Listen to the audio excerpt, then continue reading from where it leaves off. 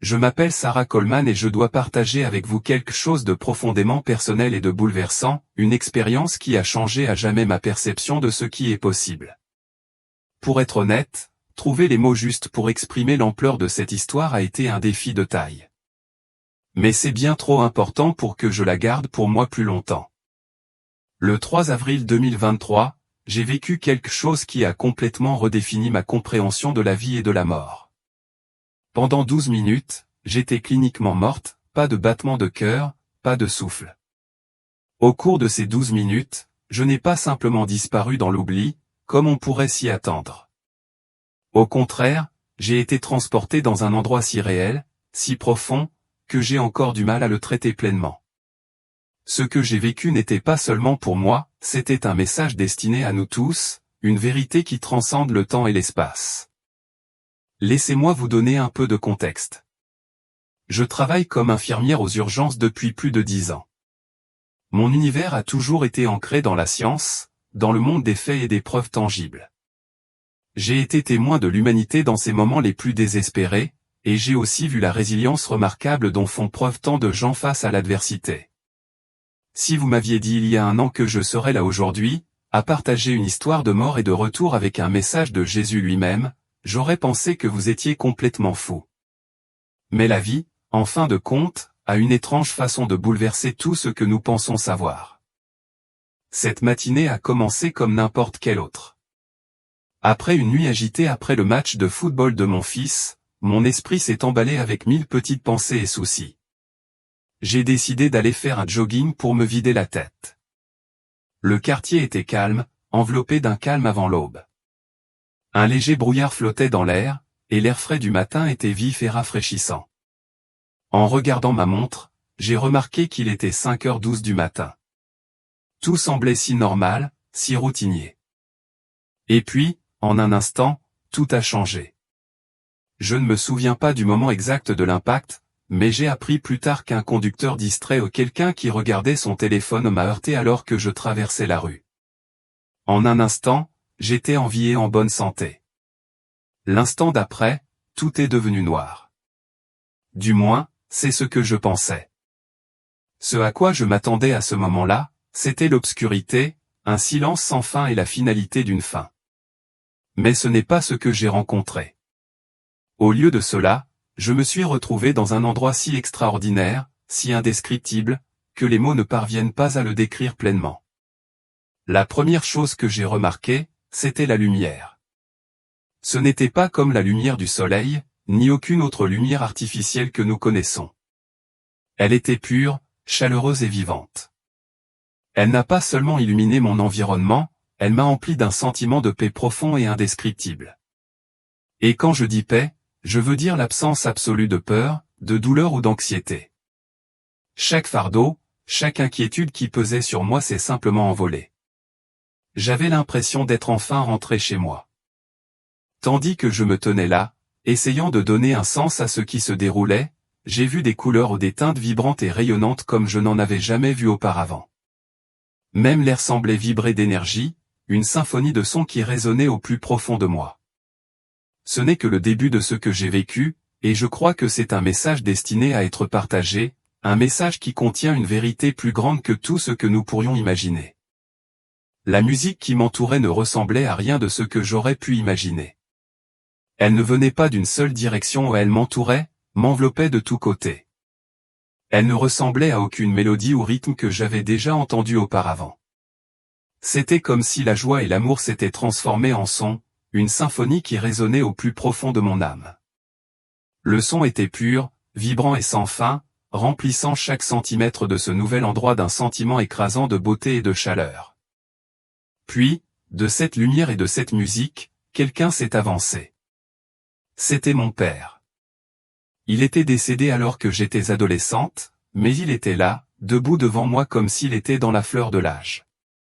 Son apparence était radieuse, pleine de vie et d'énergie. Il ressemblait exactement à ce dont je me souvenais, mais il y avait quelque chose d'éthéré, de presque surnaturel en lui.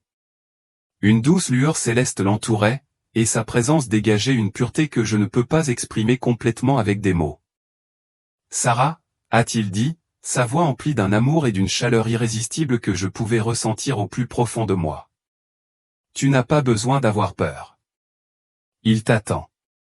Avant que je puisse répondre ou lui demander ce qu'il voulait dire, il a tendu la main et a doucement touché ma main. À l'instant où ses doigts sont entrés en contact, une vague de connexion m'a traversé. C'était comme si chaque question, chaque doute que j'avais jamais eu avait trouvé une réponse dans ce seul contact, sans qu'un seul mot ne soit prononcé. Ce fut un moment profond, à la fois bouleversant et réconfortant.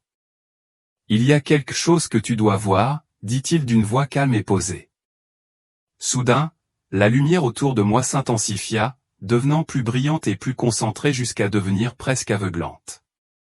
Puis, devant moi, se tenait Jésus. J'aimerais pouvoir trouver les mots pour le décrire, mais même maintenant, la tâche semble impossible. Il ne ressemblait à aucune image ou représentation que j'avais déjà vue dans un tableau ou un livre. Sa présence était à la fois humaine et divine, une parfaite harmonie de compassion, de sagesse et une puissance qui défiait toute description. Ses yeux contenaient tout, chaque chagrin, chaque joie, chaque leçon et chaque promesse d'amour. Dans ses yeux, j'avais l'impression qu'il voyait non seulement qui j'étais à ce moment-là, mais qui j'avais été tout au long de ma vie et qui j'étais destiné à devenir. Sans réfléchir, je suis tombé à genoux. Ce n'était pas par peur, mais parce qu'être en sa présence était si profondément humiliant, si impressionnant, que je ne pouvais m'empêcher de m'incliner devant lui. Il a tendu la main et l'a posée sur mon épaule. « Sarah, dit-il, d'une voix douce mais autoritaire qui portait le poids de l'éternité, il y a quelque chose que tu dois voir. » Il continua, « quelque chose que mon peuple doit savoir avant mon retour. » Et puis, il m'a montré 4 visions aux 4 événements, chacun plus extraordinaire et plus dégrisant que le précédent. Il a appelé le premier événement la grande distraction. Dans cette vision, j'ai vu des gens du monde entier absorbés par leurs appareils au téléphone, écrans et technologies. Les familles étaient assises ensemble, mais il n'y avait pas de conversation, le silence entre eux était assourdissant. Les amis étaient plus préoccupés par les likes sur les réseaux sociaux que par une véritable connexion. Même les croyants les plus dévoués étaient pris dans le bruit du monde, distraits de ce qui comptait vraiment. C'est ainsi que l'ennemi travaille, expliqua Jésus, sa voix lourde de tristesse. Il les garde distraits, concentrés sur des choses insignifiantes et aveugles à ce qui est vraiment important. Ce dont j'ai été témoin ensuite n'était que le début du message qu'il voulait que je partage, un message qui ne peut être ignoré. Les gens étaient devenus si absorbés par le temporaire qu'ils avaient oublié l'éternel. Dis à mon peuple de se réveiller, exhorta-t-il. Dis-leur de recentrer leur cœur et leur esprit sur moi. Le deuxième événement fut la grande déception. Dans cette vision, le monde était captivé par des signes et des prodiges éblouissants. De belles lumières dansaient dans le ciel et des êtres d'une beauté et d'un charisme extraordinaire s'adressaient à l'humanité. Leurs paroles parlaient de paix, d'unité et d'illumination, mais leur message avait une connotation sinistre. Leurs promesses étaient parsemées de mensonges et même les croyants les plus fervents étaient attirés par leur charme. Ceux-là ne sont pas de moi, m'a averti Jésus avec autorité. Ils mêleront la vérité au mensonge pour égarer beaucoup de gens. Dis à mon peuple de rester enraciné dans ma parole, car c'est le seul fondement qui ne peut être ébranlé. Le troisième événement que Jésus m'a révélé fut le grand réveil, et il a rempli mon cœur d'espoir.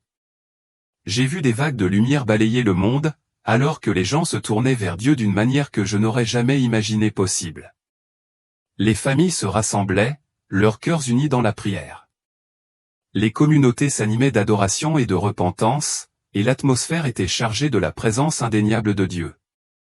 Des miracles se produisaient partout, des guérisons, des délivrances et des vies transformées en un instant. Le monde semblait être au bord de quelque chose d'extraordinaire. Mais ce réveil a eu un prix très élevé. Les croyants, qui pensaient autrefois pouvoir adorer Dieu en paix, ont été moqués, attaqués et même tués à cause de leur foi. Malgré cela, leur joie était inébranlable, une force inébranlable qui semblait surgir du plus profond de leur esprit. Mon esprit bougera puissamment ces jours-ci, dit Jésus, sa voix remplie à la fois d'espoir et d'une sombre compréhension. Mais le prix à payer pour me suivre sera grand. Dis-leur de tenir bon, car la récompense est éternelle. Ces paroles étaient un rappel de la force nécessaire pour endurer les épreuves, mais aussi de la gloire qui attendait ceux qui restaient fidèles. Le quatrième et dernier événement fut le grand retour. Soudain, le ciel s'est ouvert et il était là, Jésus, venant dans toute sa gloire avec des légions d'anges à ses côtés. Le monde entier s'est arrêté. Le temps lui-même semblait s'être arrêté alors que chaque genou fléchissait et que chaque langue confessait que Jésus est Seigneur. Pour certains, c'était un acte de crainte et d'adoration, tandis que pour d'autres, c'était un moment de pure terreur. C'était le moment le plus beau et le plus puissant dont j'ai jamais été témoin, un moment qui a rempli mon âme à la fois de révérence et d'émerveillement irrésistible. C'est ce qui attend, dit Jésus, sa voix riche à la fois de majesté et de compassion. Dis-leur que je reviens bientôt. Dis-leur d'être prêts, car personne ne connaît le jour ni l'heure. Ces paroles résonnèrent dans la structure même de mon être, portant le poids de l'éternité elle-même. Alors que la vision commençait à s'estomper, je restais à genoux devant Jésus, submergé par l'ampleur de ce que je venais de voir. Son regard ne faiblit jamais, comme s'il pouvait voir à travers le temps, directement dans mon âme. Ces paroles laissèrent une marque indélébile dans mon cœur, comme si elles avaient été gravées dans mon esprit. Sarah, dit-il, sa voix pleine de compassion, le monde entre dans une époque sans précédent. Tu as vu ce qui va arriver, mais souviens-toi de ceci, je suis toujours avec toi, et je suis toujours avec mon peuple. Mon amour est immuable, et mes promesses sont inébranlables. Même au milieu des épreuves et du chaos, ceux qui me font confiance trouveront une paix au-delà de la compréhension. Il s'arrêta, et la lumière autour de lui sembla devenir encore plus chaude, comme si sa présence même pouvait bannir toute peur et tout doute qui m'avait jamais tourmenté. Il y aura des jours de doute, même pour toi, continua-t-il. Mais sache ceci, je t'ai choisi pour ce message, non pas parce que tu es parfait, mais parce que tu es disposé. Fais confiance à ma force, pas à la tienne, et souviens-toi que ce message ne t'appartient pas de le porter seul. Mon esprit te guidera et te donnera les mots quand le moment viendra. Avant que je puisse parler, il a posé sa main sur mon cœur. Au moment où sa main est entrée en contact avec mon cœur, une vague d'amour m'a envahi, si profonde et si bouleversante que des larmes ont coulé sur mon visage. Dis à mon peuple que je vois leur lutte, leur peur et leurs échecs, a-t-il dit doucement. Je ne suis pas éloigné de leur douleur. Je suis le Dieu qui guérit, qui restaure, qui renouvelle toutes choses. Ils ne sont jamais seuls. Je suis toujours avec eux. Alors que sa main se levait, l'éclat de la lumière a commencé à changer, signalant que l'expérience touchait à sa fin. Maintenant, Sarah, a-t-il dit, sa voix remplie d'une douce urgence. Il est temps pour toi de rentrer. Ton travail n'est pas terminé. Dis-leur que je reviens bientôt. En un instant, tout a changé. Les couleurs vibrantes, la paix écrasante, tout cela semblait s'effondrer vers l'intérieur comme si j'étais aspiré à travers un minuscule trou de lumière. Et puis, je l'ai ressenti, une secousse, une traction et une vague de sensations alors que j'étais ramené dans mon corps. La première chose que j'ai remarquée, c'était la douleur. Ma poitrine brûlait, comme si un feu s'était rallumé en moi. Mes poumons haletaient pour respirer, l'aspirant désespérément comme si je n'avais jamais respiré auparavant. Quand j'ai enfin ouvert les yeux, je me suis retrouvé entouré de visages de secouristes, leurs expressions mêlant incrédulité et stupeur. C'était comme s'ils ne parvenaient pas à comprendre ce qui venait de se passer. L'un d'eux, la voix tremblante d'émotion, a dit, soulagement, elle est de retour. Nous l'avons récupérée. Je ne pouvais ni bouger ni parler, mais les larmes qui coulaient sur mes joues n'étaient pas des larmes de douleur. Ce sont des larmes de gratitude immense, pour ce que je venais de vivre, pour l'amour et la grâce qui m'avaient été témoignés.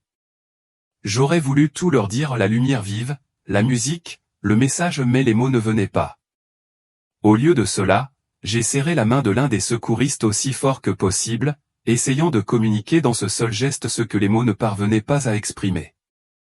Les jours qui ont suivi ont été flous, un tourbillon d'émotions et de récupération physique. Ma guérison n'a été rien de moins que miraculeuse. Malgré le fait que j'ai été heurté par une voiture, mes blessures étaient bien moins graves que ce que l'on aurait pu imaginer, côte cassée, ecchymose, commotion cérébrale, mais pas d'hémorragie interne, pas d'os brisé, pas de lésion de la colonne vertébrale. Les médecins étaient déconcertés, qualifiant ma survie et ma guérison rapide d'incroyable, voire inexplicable. Mais au fond de moi, je savais la vérité sur ce qui s'était passé et je savais que j'avais un but que je ne pouvais ignorer. Allongé dans ce lit d'hôpital pendant ces premiers jours, je repassais chaque moment dans mon esprit, le son de la voix de mon Père, la présence écrasante de Jésus, les visions des événements à venir. Chaque scène, chaque mot, s'est gravé plus profondément dans mon cœur, me remplissant d'une clarté que je ne pouvais ignorer. Ce n'était pas seulement pour moi. C'était un message pour le monde, un message que je devais partager, aussi incroyable que cela puisse paraître. La transition vers une vie normale était tout sauf normale. Physiquement, je guérissais rapidement, mais émotionnellement et spirituellement, je luttais contre le poids de ce dont j'avais été témoin. Comment pourrais-je expliquer quelque chose d'aussi profondément surnaturel à des gens qui ne pourraient pas comprendre? J'ai d'abord commencé par en parler à mes proches, ma famille, mes amis les plus proches. Certains m'écoutaient avec de grands yeux, le visage empli d'admiration tandis que je leur racontais les visions, les paroles de Jésus et l'amour immense que j'avais ressenti. D'autres, en revanche, ont accueilli mon histoire avec un scepticisme silencieux, ne sachant pas si ce que je disais était réel ou simplement le produit d'un traumatisme et d'une imagination débordante. Mais je me suis rappelé ce que Jésus m'avait dit, certains douteraient, d'autres se moqueraient, mais ceux qui avaient des oreilles pour entendre comprendraient et se prépareraient. Le véritable défi, cependant, n'était pas seulement de partager l'expérience. Il était de vivre avec elle. Comment pourrais-je retourner à la routine ordinaire de la vie en sachant ce que je savais maintenant? Chaque matin, lorsque je me réveillais avec les souvenirs frais dans ma tête, je me demandais, que puis-je faire aujourd'hui pour partager ce message? J'ai commencé à tenir un journal, à noter chaque détail de l'expérience, à vouloir capturer chaque mot, chaque image, chaque sensation. J'ai prié comme jamais auparavant, non seulement pour moi-même, mais aussi pour les personnes que je devais atteindre. J'ai demandé à Dieu la force de parler au moment opportun, la sagesse d'être son instrument, le courage de partager son message avec un monde qui avait désespérément besoin de l'entendre. Au fil des jours et des semaines, des opportunités ont commencé à se présenter de manière inattendue. Des conversations que je n'aurais jamais initiées semblaient surgir naturellement. Des gens ou des amis, des inconnus, des connaissances ont commencé à s'ouvrir à moi, à partager leurs difficultés, leurs doutes et leurs peurs. Dans ces moments-là, j'ai trouvé le courage de partager de petits morceaux de mon histoire, toujours en gardant à l'esprit les paroles de Jésus, le message ne vous appartient pas à vous seul. Mon esprit vous guidera et vous donnera les mots quand le moment sera venu.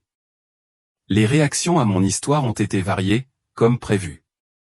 Certains ont écouté avec un cœur ouvert, tandis que d'autres étaient sceptiques, remettant en question tout ce que je partageais.